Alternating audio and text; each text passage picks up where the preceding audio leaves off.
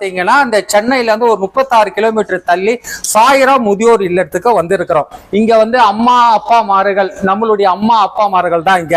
இவங்கெல்லாம் பாத்தீங்கன்னா வெளியாளு யாரும் கிடையாது.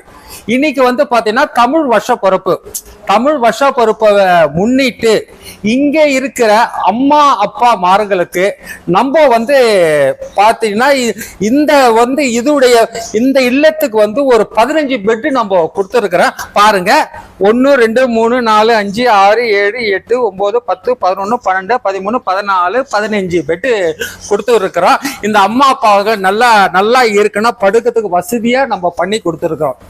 ஸோ அது மட்டும் இல்ல, நம்மளுடைய சாய்ராம் முதியோர் இல்லத்துக்கு இன்னைக்கு இந்த ஸ்பெஷலா கொடுத்த அவங்களுடைய பேர் எல்லாரையும் நம்ம வாசிடலாம். ஃபர்ஸ்ட் பாத்தீங்கன்னா பக்ரைன்ல இருந்து சங்கீதா அவர்கள் வந்து 5 பெட்டுமே, காயத்ரி சுபாஷ் அவங்களும் பக்ரைன்ல இருந்து 1 பெட்டு கொடுத்துருக்காங்க.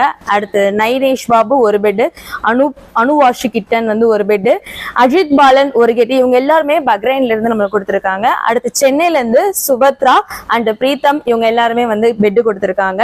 அது மட்டும் இல்ல, மஸ்கட் இங்க வந்து இந்த முதியோர் இல்லம் இங்க இருக்கு, பட் இந்த முதியோர் இல்லத்துக்கு ஹெல்ப் பண்றதுக்காண்டி மஸ்கட்ல இருந்து சீனிவாசன் அவர்கள் வந்து 3 பெட் வந்து ப்ரொவைட் பண்ணிருக்காங்க.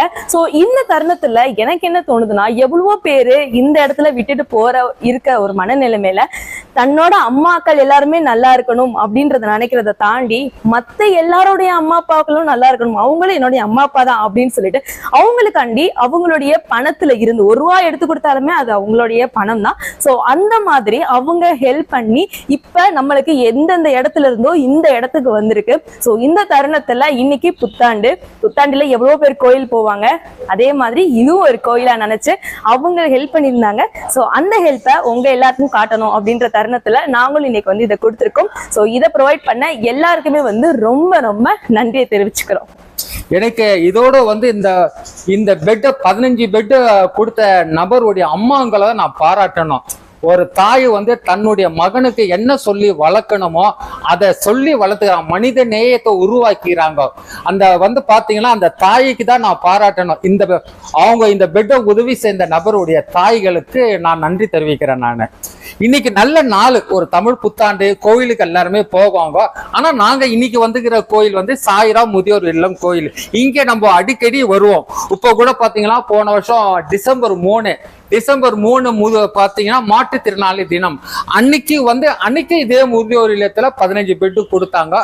கடலுடைய உத்தரவு இன்னைக்கு இந்த இடத்துல வந்திருக்கிறோம். இன்னைக்கு ஒரு 15 பெட்டை கொடுத்துக்கிறாங்க. பாருங்க, இந்த பெட்டை பாருங்க, ஒரு அம்மா அப்பா எந்த அளவுக்கு படுக்கலாம். இது உள்ள பெட்டு.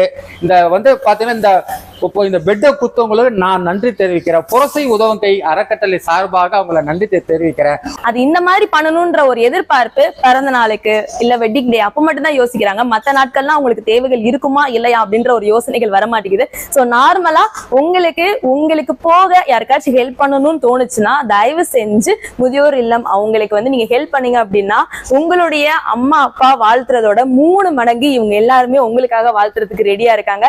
சோ நீங்க கண்டிப்பா ஹெல்ப் பண்ணணும் அப்படின்றது எங்களுடைய விருப்பம்.